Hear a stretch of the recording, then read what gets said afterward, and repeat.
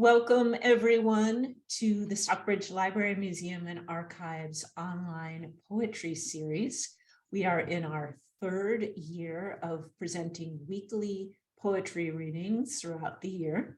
And the theme for this season is inquiry and the power of poetry and how questions play into not only the work of poets, but into our lives. Our program was started 3 years ago by John Gillespie, who was at the time the president of the board of the Stockbridge Library Association, and he now very generously donates his time to organizing and presenting this program. John, thank you very much. Thank you also to Malachi Black, who is joining us today as our poet who will be reading for us and in discussion with John. Malachi is the author of the poetry collection Storm Toward Morning. He is a finalist for the Poetry Society of America's Norma Farber First Book Award and a selection for the PSA's New American Poet series. He's the author of 2 limited edition chapbooks, Quarantine and Echolocation, and his poems appear or are forthcoming in the American Poetry Review, The Believer, Boston Review, Harvard Review, the Los Angeles Review of Books, the Paris Review, Plowshares, Poetry, and several others. He is a 2019 National Endowment for the Arts Creative Writing Fellow and has received fellowships and awards from the Amy Clampett House here in the Berkshires, where Stockbridge Library is located, the Bread Loaf Writers Conference, Emory University, the Fine Arts Work Center in Provincetown, and others. And Malachi is joining us today from San Diego, California, where he lives and works as an associate professor of English and creative writing at the University of San Diego. Malachi, thank you for joining us. John, thank you as well. Yeah, thank you, Wendy. Yeah, in the Amy Clampett House, Malachi, I don't know if you know this, but I was the interim CFO at the Berkshire Taconic Community Foundation, and they were managing the Amy Clampett Foundation money. So that's where I came across the whole Amy Clampett story and started reaching out to people, about, when we were in season 1. So, yeah. It's such a generous situation, and I think a really rare one in the context of residencies, because it maintains an atmosphere of home. Usually, I was just reading the other day Mark Strand's interview in the Paris Review, not unrelated to the theme of the series at present, and he remarked that among the things he required to get going at any given time was just a desk, a pen, some paper, and a familiar room. I thought that was an important point of emphasis. And the Amy Clampett House provides at all turns a sense of the familiar in it, because it's a populated space. It's inhabited by families. Of course, it was Clampett's summer home, which then became a full-time home. But it's always being occupied by people who encounter that sense of hominess, which is different from being at Yaddo or McDowell or something where you're in I don't want to call it hygienic or clinical or sterile in any way, but it's a space that orients you more toward the work and less toward the rest. But the Clampett House manages to integrate both of these things by being tremendously homey. Yeah, and it's in Lenox, Mass. So I lived about 1.5 miles away, and I was the VP finance at Kripalu for almost 3 years, and it was about 1 mile from Kripalu. So no, just being in Lenox, being in Western Mass, it's a really nice place. So no, it's great for the the fellows that get to stay there for, what is it, like 6 months? Something like that? 4 months? 6 to 12. I was there from June 2017 until December. Yeah, it's really nice. Really nice. Wonderful. Great. Wendy, thanks for kicking it off. Malachi, thanks for coming back again. I think you're a 3-season veteran, so you'll be getting your certificate and official, I don't know, like a trophy or something. We'll get you a diploma. So let's start off. What does inquiry mean to you? And just as a word itself or a process? Well, I guess I typically convert it in my mind to something like questioning And I want to emphasize the etymological root of that, which is quest. I believe that the nature of inquiry is the nature of travel from a position of not knowing to a hopeful orientation toward focused attention, maybe not always knowing.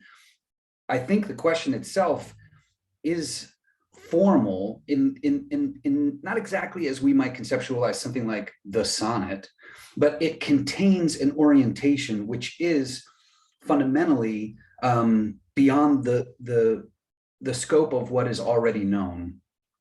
And I was thinking before our session today, just how instrumentally important the condition of not knowing is to the livelihood of literature and its contribution to the language. It seems to me that, yeah, one can oversimplify, of course, and I'm liable to do that in this comment, but one of the ways that literature contributes to the vitality of language is by bringing in the new. And the new is not limited to some kind of experimentation or form. It's related to structures of meaning. It's easy to forget when we use language every day that meaning is fundamentally the work of association. You know, you got some ink on a piece of paper and that has no inherent meaning. We associate that shape or that series of shapes with some kind of content, which lives inside of us, not inside of the word.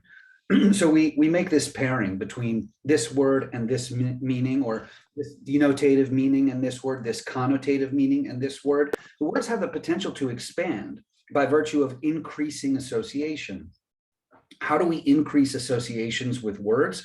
We use them in novel contexts and in novel ways.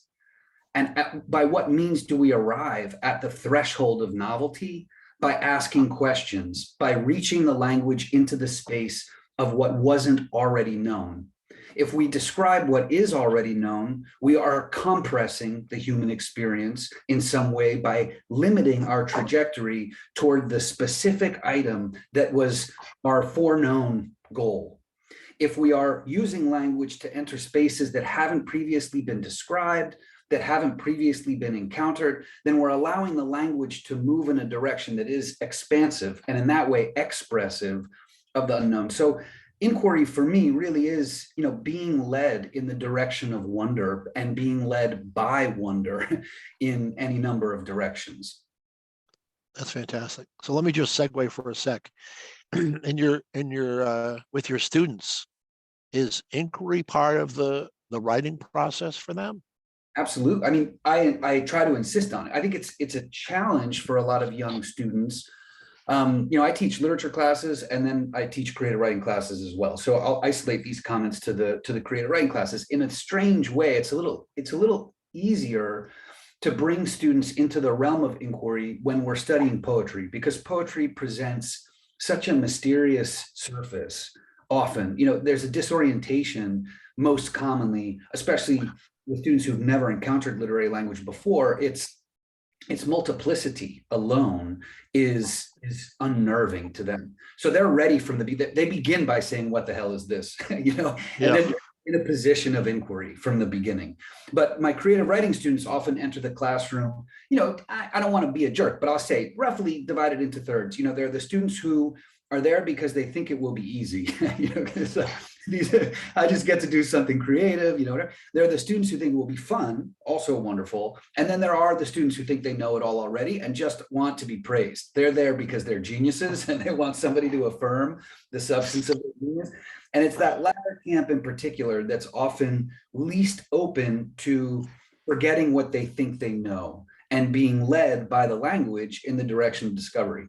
I really genuinely, absolutely believe that the primary energetic transmission that we receive when we encounter works of literature that we love is there's something real time about it. We all know there's like a live action quality to the literature that speaks to us the most.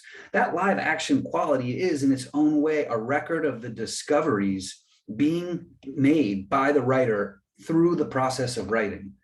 That's what's being recorded there. Yeah, you can revise, but even when you're going back, I mean, every contribution to the text derives from that state of vulnerability to the arrival of a new idea. And that energy is what's coming through to us. So I ask my students to get to a place where they're writing so that they dissolve. Let yourself disappear. Be surprised. I mean, that's got to be what our goal is surprise. That's just a synonym for discovery, which is a synonym for, the outcome, or not a synonym for, but another way of characterizing the outcome of inquiry is to get to the thing you didn't know.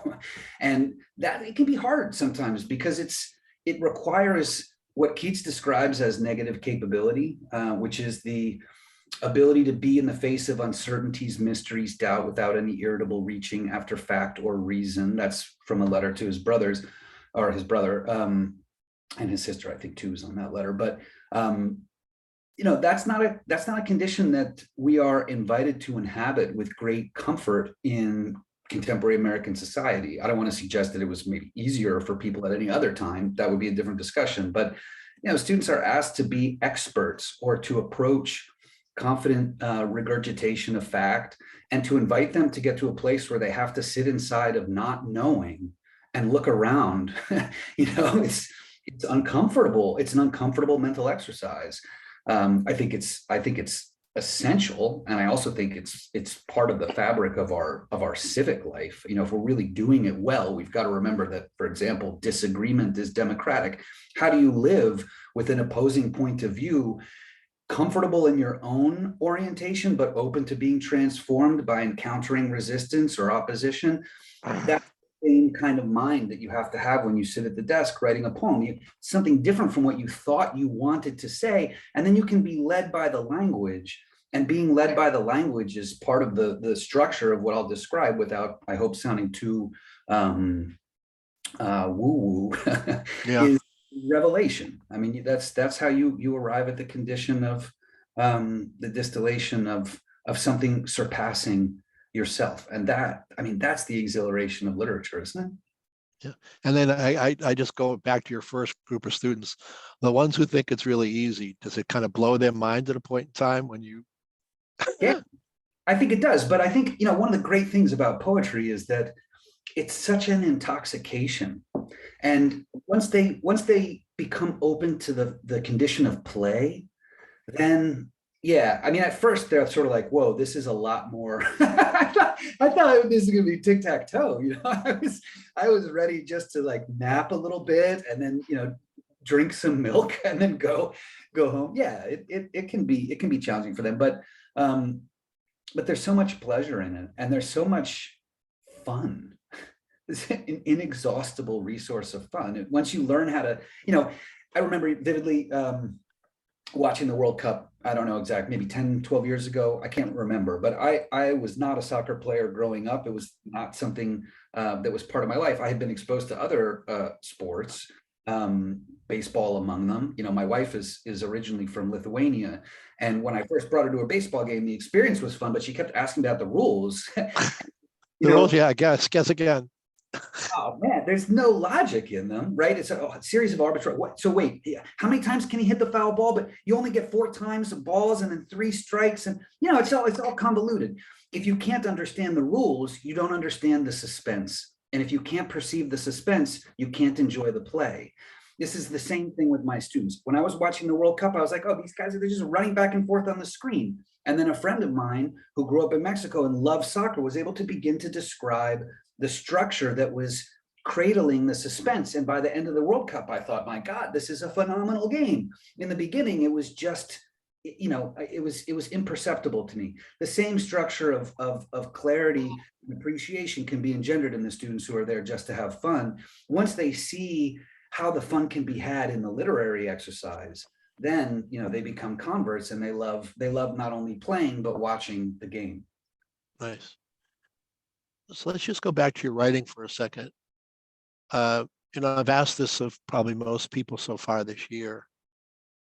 Does inquiry kind of arrive during the process in your writing, or in the back of your mind, you want to pull out the inquiry playing card and make sure it gets into the language?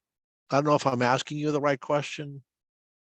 Well, I think it doesn't. Does it like come out of the poem? Does it like all of a sudden you're writing and then some great question kind of just arrives, or are you thinking, Wow, this is a really topic I love, and there's a question in the back of your head you're trying to pull out.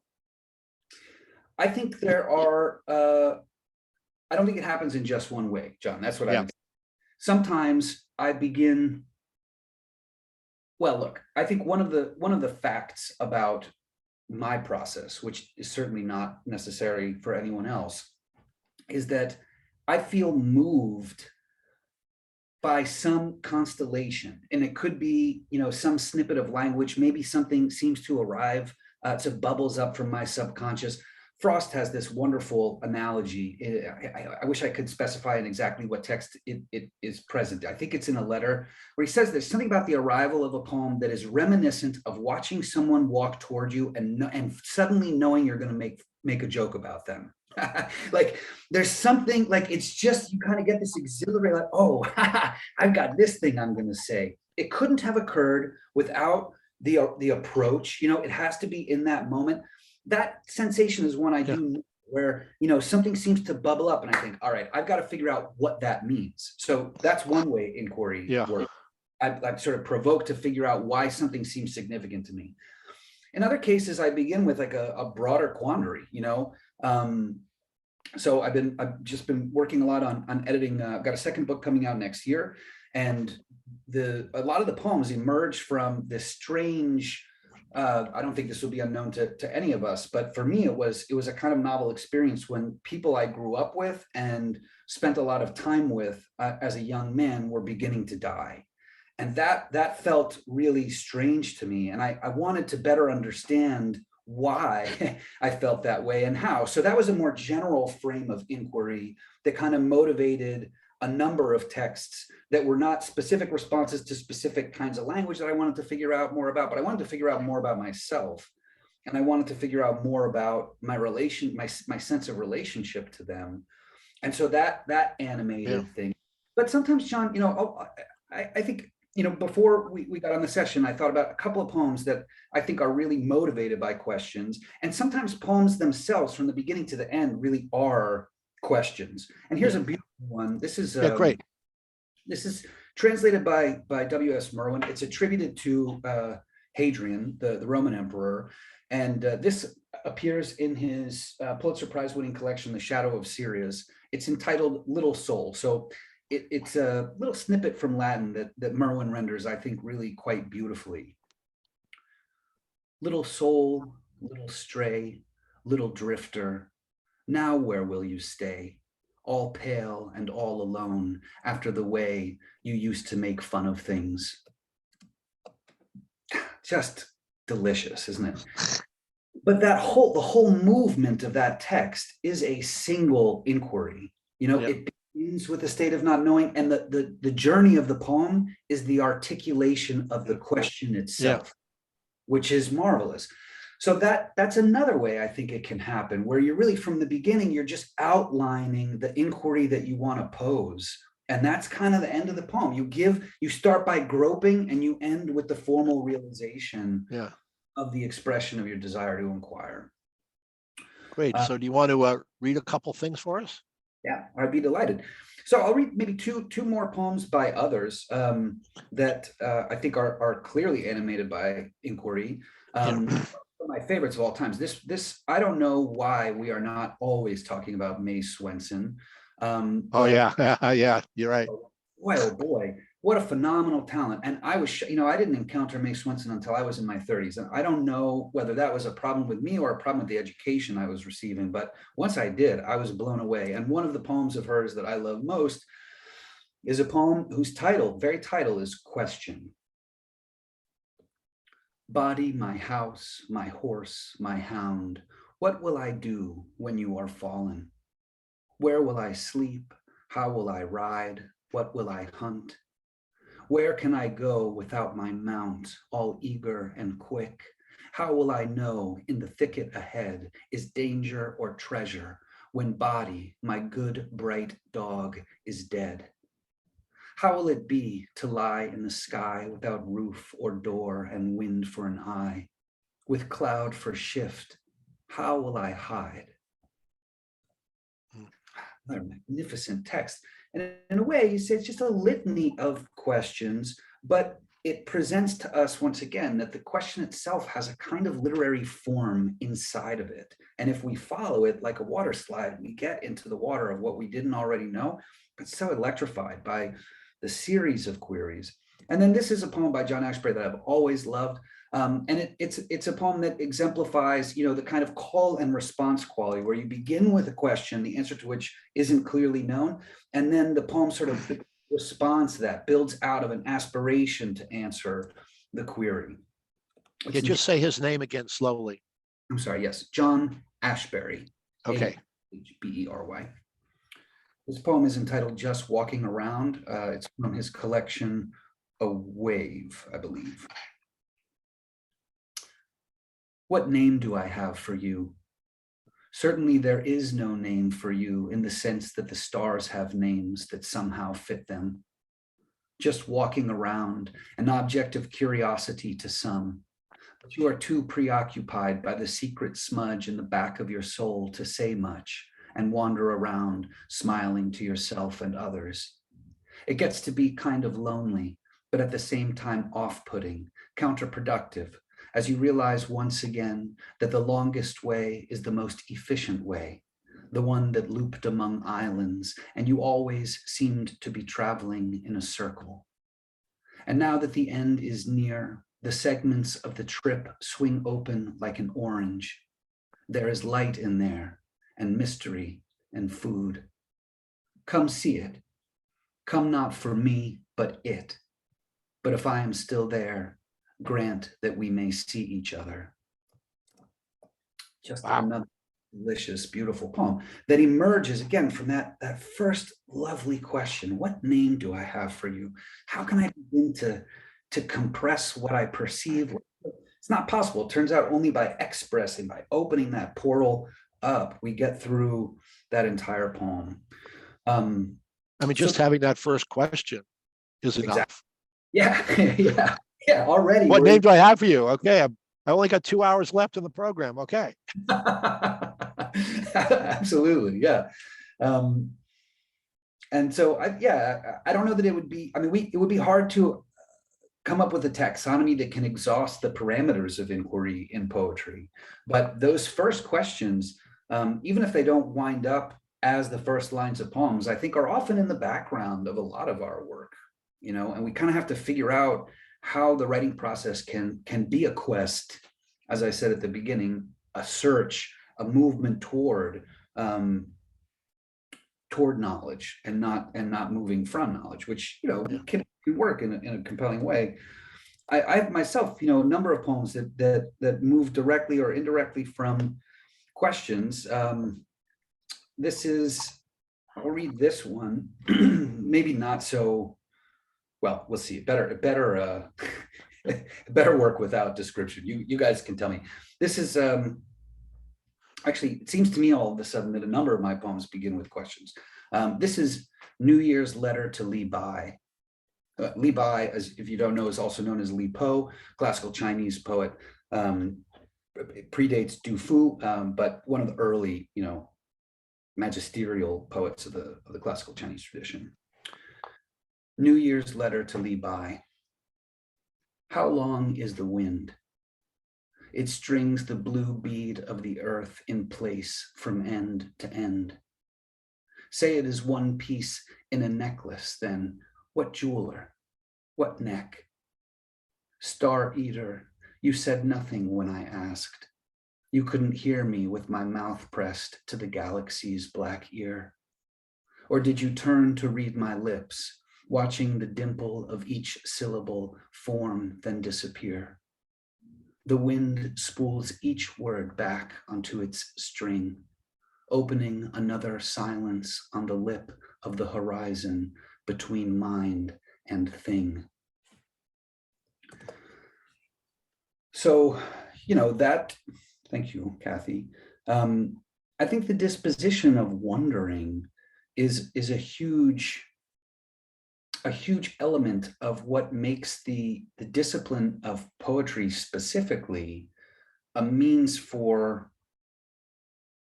nourishment and restoration, but also expansion, and I might even say, a kind of that's where the spiritual, I think, in poetry lies, is in that other oriented search.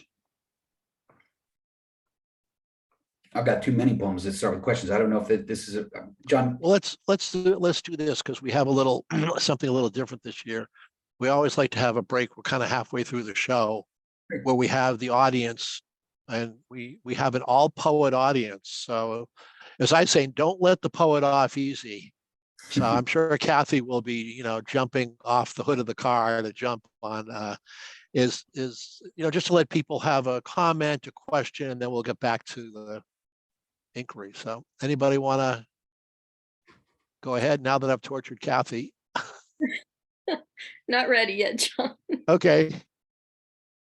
Anybody else? Perry, I know you're there. I think Irene has a hand up here. Irene, you're muted.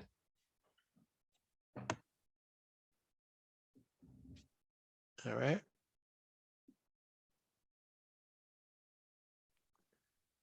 Now? Yep. Yeah, you're good, Irene. Yeah. I just wanted to say hello to you from Catherine Hastings. Oh, Yeah, I was just in a group with her, and I told her that I was looking forward to this, and she said, "Oh, he's such a wonderful poet, wonderful man." So that is so kind. Thank you, Irene, for extending that. and she had something else. She didn't think she could tune in, but I told her they're recorded. So That's very kind. And I hope if it happens that you see her again in the near future, please reciprocate my enthusiastic greetings. And I shall and I will. Okay. Thank you. Great. Raphael? I saw that you had on your website 2 poems that had to do with insomnia.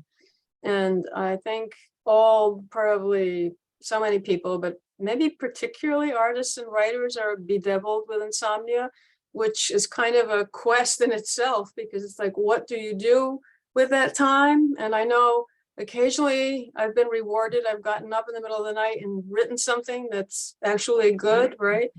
But I enjoyed your poems very much. And I just think insomnia can be looked at as a form of the quest, right? Because it's like, why, right? What do we do with this? What does it mean? Yeah, like there must be a purpose to it somewhere. We can find it. Yeah, I share that sense. And I also think it situates us in a comparable form of liminality. I mean, not only are we kind of seeking the meaning or the value or respite from that condition, but it forces us into that edge between what's normative and what's Right. Yeah. Yeah. Great. Thank you.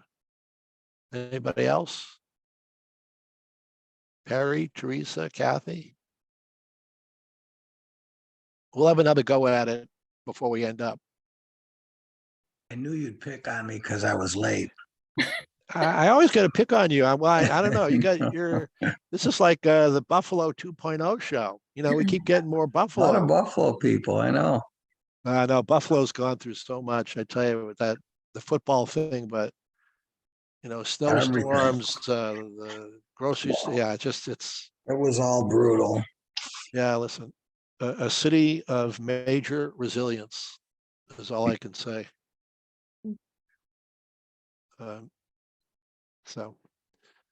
Okay, not hear anything. We're going to go back to our regular scheduled programming after this one commercial. No, I'm kidding. I watch too much TV. You can tell. Yeah. So Malachi, I'm saying it wrong. Why don't you read a few more, one or two more poems? I mean, if you wanted to read, I'd love to. I have a few little back issues right now. So my wife always complains that I'm looking at my watch during the middle of the night. And it's like, and if it's after 3:30 in the morning, I'm happy. But if it's like 2 o'clock in the morning, I'm like, should I just get up and just start doing stuff now? Well, I have to like trick myself to go back to sleep. There's like 2 people debating in my head. One wants to get up, and the other one wants to lay down. Yeah. Yeah, the active mind is the enemy of rest. I mean, that's true. in all categories of time, really, but especially in those dark hours where it seems. You had to phrase something about the red mind, right? In one of those insomnia poems. I love that because I could identify with that. Yeah, it's like yeah, I think in that particular poem, it's analogized to a coal, this kind of Right, like, right. and it's, boy, yeah, it's I wish, yeah, I still suffer from that in a particular, but I think I've assimilated more now. That particular text is probably about a decade old. Now I'm just used to it. I go to sleep and I just think, all right, will I get there at all? Who knows? Of course I'm going to wake up in the middle of the night. I mean, that's inevitable. There's no avoidance of that. And I think the relinquishment of control there has been also, I think I figured out how to, yeah, John, that the challenge of whether to get up and do things or not. But of course, I learned, I don't know how long ago, about the waking, the pre-electrical light, midnight, little not 12 a.m., but that middle of the night gathering and going on that was very common in communities across the globe in the era before electrical lights. People just woke up, you were working on the farm, or there you were in your village, and you'd wake up in the middle of the night and you just get up and you'd talk to people. Maybe you'd make some love, have a drink of water, go milk a cow, and then you'd come back and you'd sleep a little bit until dawn. Well, if it gets dark, as it does now, at least where I am at 5 p.m.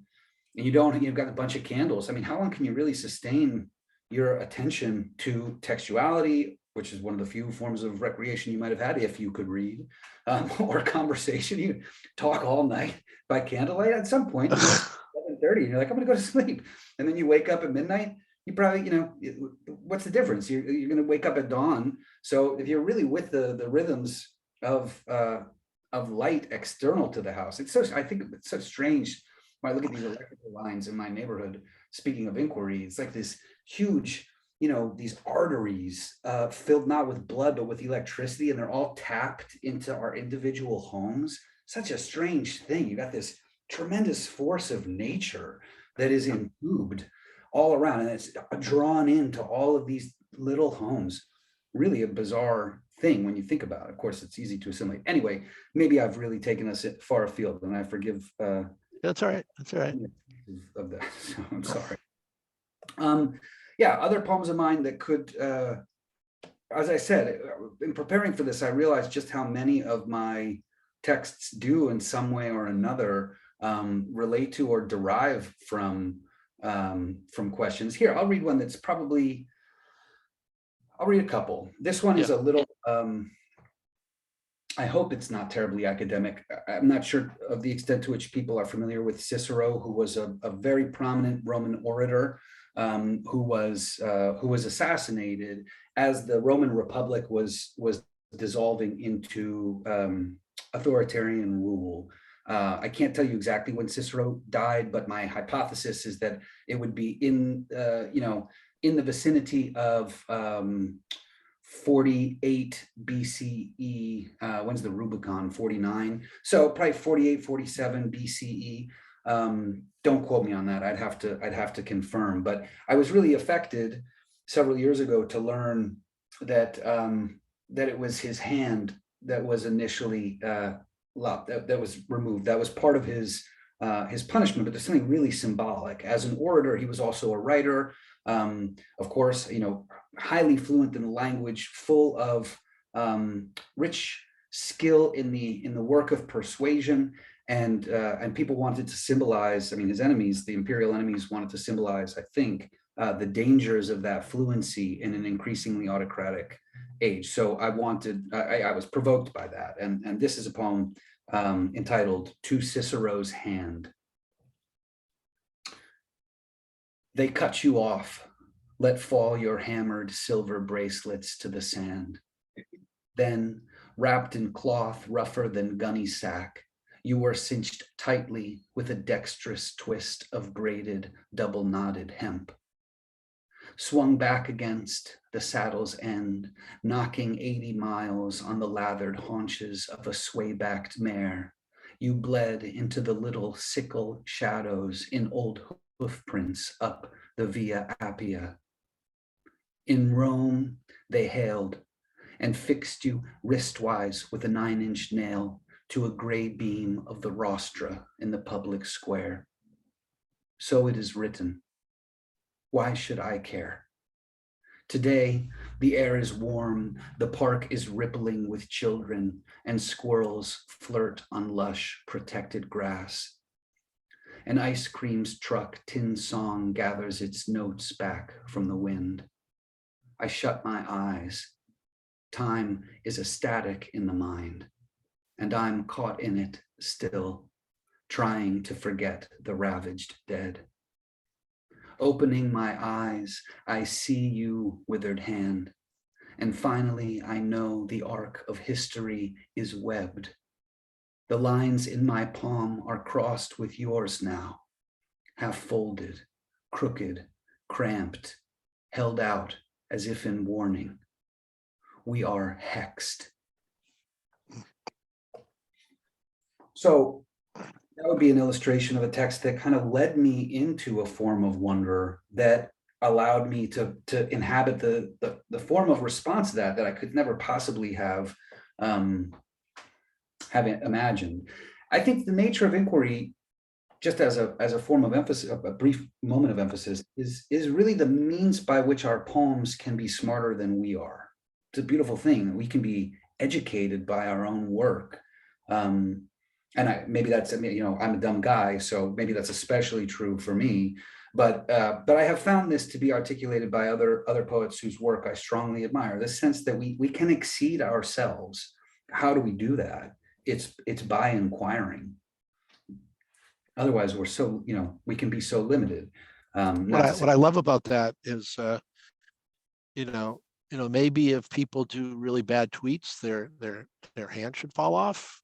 I'm liking this. I'm liking a real consequence for bad tweeting. But I'm not on Twitter and I'm not on Facebook. So for me, is that people send me stuff and I read it, but I'm like, I'm just not going there. But I was just thinking, I don't know, maybe we should have some fiscal consequences to irrational behavior. Well, but I maybe just canceling Twitter would be a more humane. Yeah, that's it. Yeah. Well, I think he's self-canceling himself. He's well on his way. So yeah. That's such a. I was reading an article, I think it was in the Atlantic, just the other day, wondering about what happens. I don't mean to. I hope this doesn't trouble anybody. Just as a social phenomenon, the concept of cancellation, the article was arguing, is really like a kind of construct made possible uniquely by the medium of Twitter. There's such a highly social atmosphere where it was easy to share or hashtag, right? Whatever. I'm not on Twitter either, so my understanding of it is limited to. I remember the first time I saw a tweet excerpted in the New York Times, I almost jumped through the glass and like, what is this news? Okay, somebody tweeted something like, what does this mean? But it obviously has a huge, I think, as you observed, John, diminishing cultural significance, but for a long time was cresting as a means of organization. Yeah. But an inarticulate mechanism, because you only had a limited number of characters. So, I mean, who would retweet a question? It's an interesting idea. Is that rousing enough? What happens after I die? Hashtag. I can't. Oh boy. Be reproductive in the same way. Well, you got a lot of poetry prompts out of that little Twitter exchange. There you go. Yeah. So share a few more for us. I'd be happy to. This is a poem entitled Land's End. When did you wake? The sheets, still softened by your sleep, are tousled now and almost cold. I turned, and where your warmth was, all was winter's pall when I returned. Come back and lay your shiver down beside me in this open bed. There is no safety in the world outside this quilt, this pillow, this bare thread. Lie here and let me braid your hair until my hands are veined and old and weathered as the fisherman's, whose fingers cast an ancient net into a brightness they can't hold. Woo. Thank you. Yeah, very nice. Very nice. I have one way too long text that also begins with a question. The imbalance is profound, but I'm trying to find one other, oh, maybe this one. So this text was an unusual one. I learned about this word sensuct. I don't know how many of you have seen this film, Phantom Thread. It's stars Daniel Day-Lewis and a phenomenal actor from Austria whose name is Anna something, but it was her. It was a breakout role for her. This is Irene. No need for apologies. Good luck to you. Thank you for coming. And this is a what is his name? Good grief. Who? Daniel Day-Lewis? Daniel Day-Lewis. The filmmaker, Phantom Thread. Oh, Phantom Threads. Paul Thomas Anderson is his name. He's done a few other prominent films. The Master, which was one of Philip Seymour Hoffman's last major roles, kind of modeled on the early days of Scientology. What is it? Boogie Nights, I believe, is one of his films. Magnolia with Tom Cruise as a sales strange kind of salesperson. Anyway, Paul Thomas Anderson is a director of whom I've been long aware, and I think Phantom Thread is one of his masterpieces.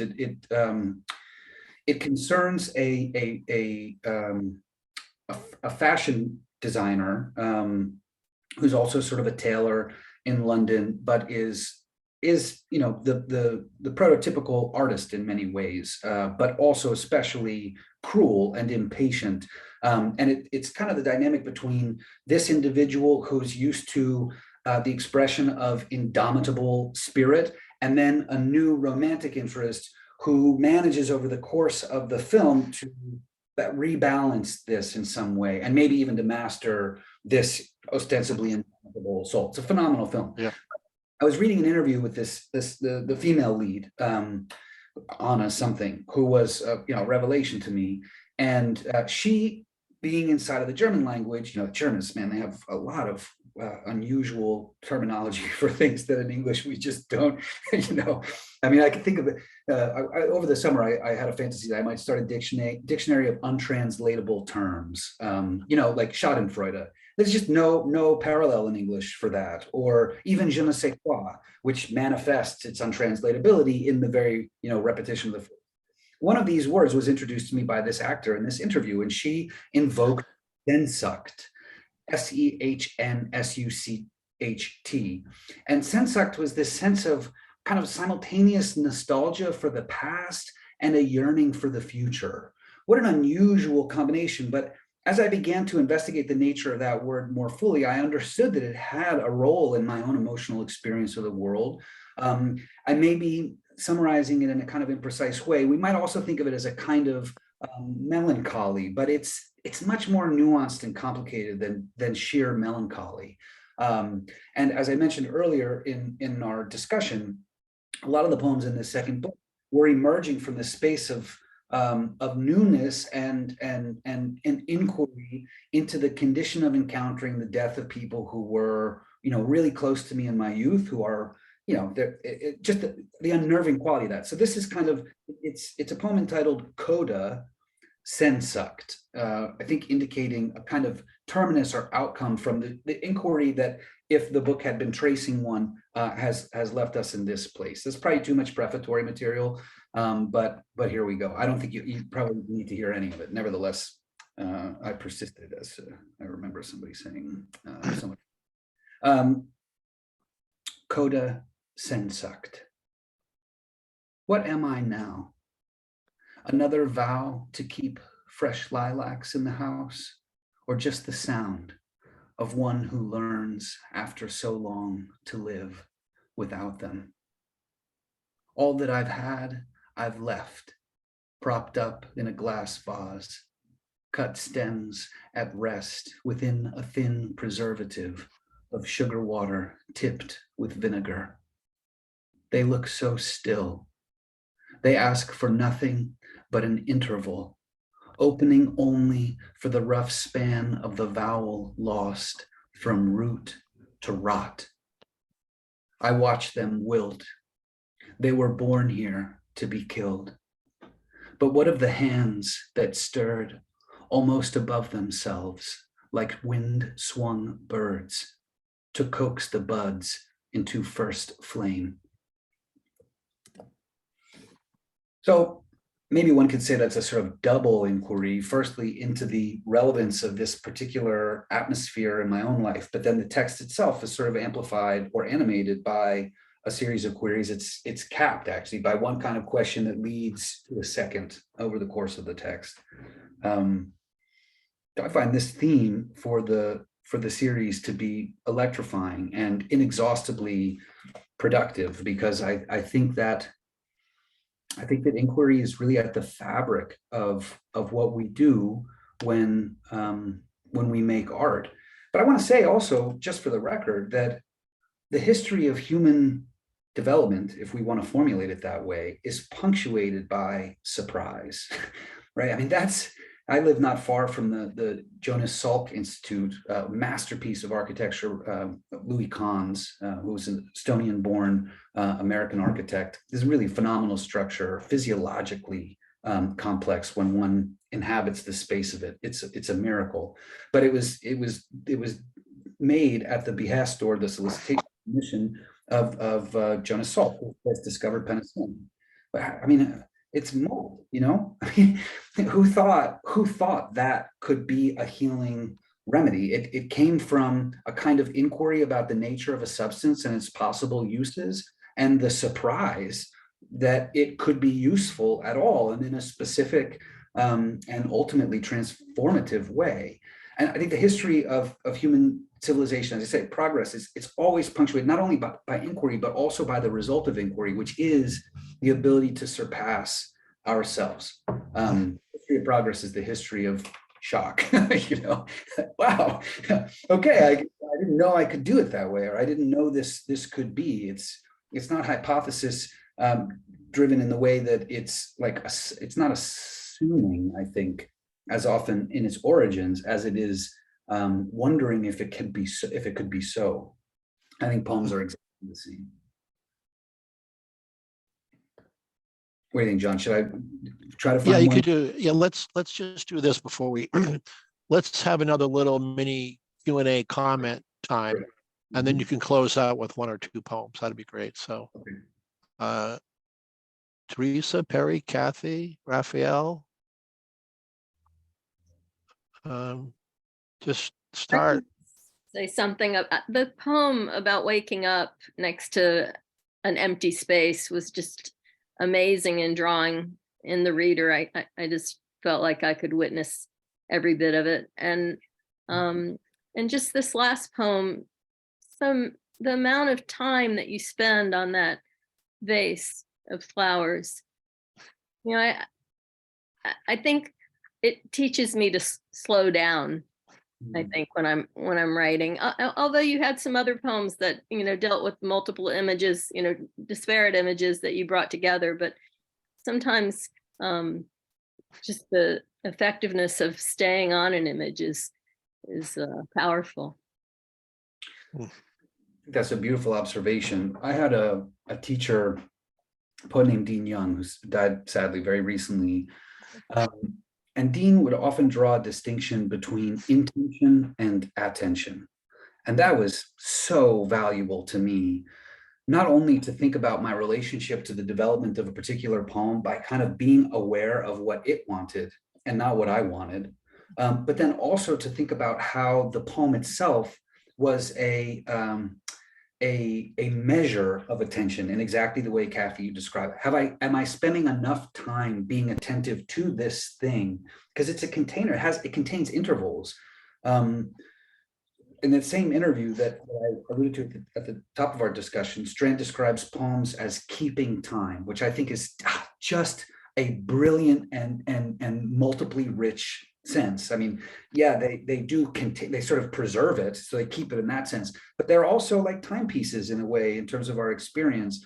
And so, yeah, in that particular text, by allowing that vase to be extended in my own thinking, it started also to enrich the subtextual value of that attention. And now I'm talking about bodies and what it means to have a, you know, a kind of fertile window and then to be exhausted.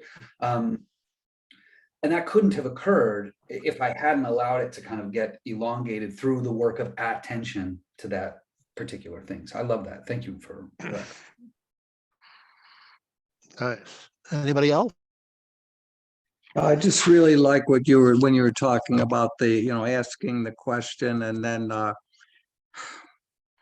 maybe you don't get the answer, but you come up when you, the wonderful thing about poetry for me is when you come up with something you didn't expect, the surprise part of it. That's what, for me, what it's all about. So I think you said that well. I mean, you think you know where you're going. I often do when I start a poem, and then when it takes off and goes somewhere else, I go, "Holy shit! Where did that come? Where'd that come from?" You know. So that's a great thing. Yeah, thank you. Yeah, I mean, that might even be the thing, you know, is I've spent so many years, I've really almost my entire life, beginning at the age of, I don't know, 12 or 13, trying to become a more skilled poet. But what I've figured out over the course of my life, at least, is that all of that training, this is kind of a bad analogy in some ways. It's sort of maybe inelegant, but I lived in Texas for a few years and I wound up going to a rodeo, and I saw these people trying to stay on top of animals that wanted nothing more than to expel them. And I realized that their entire skill set is really about staying, you know, to ride the groove of that. It's just to stay on as long as possible.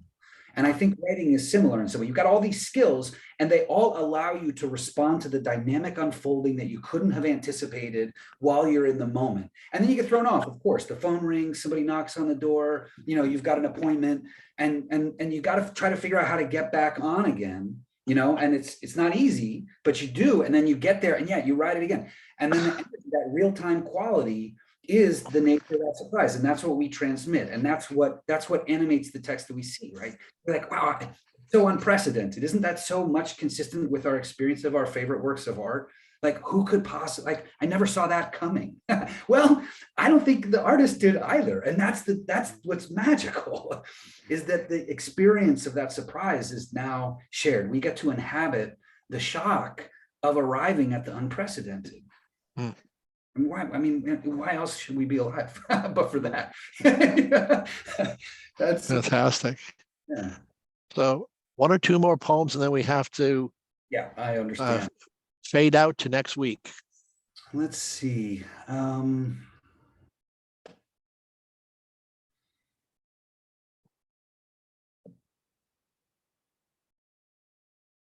don't know how many I have that are going to be. Doesn't matter. It doesn't have to be inquiry. It could be anything that you know hits you like a raindrop falling from the sky, a big one. Well, I will. I'll read two more texts, and this is a poem that does contain a question, entitled "Narcissus at the City Pool." The arm that reached up from the water seemed his own, but it was colder and it shivered to the touch, wrinkling at the surface as if meeting with his fingertip alone had made it old, rippling the skin loose from its bone in woozily reduplicated folds like cigar smoke, almost a ghost. He paused. Was it the underside he saw there, risen up? Or was it something more, a future born of half translucence, given form to draw him down, steady the hand that he drew back and pull him in?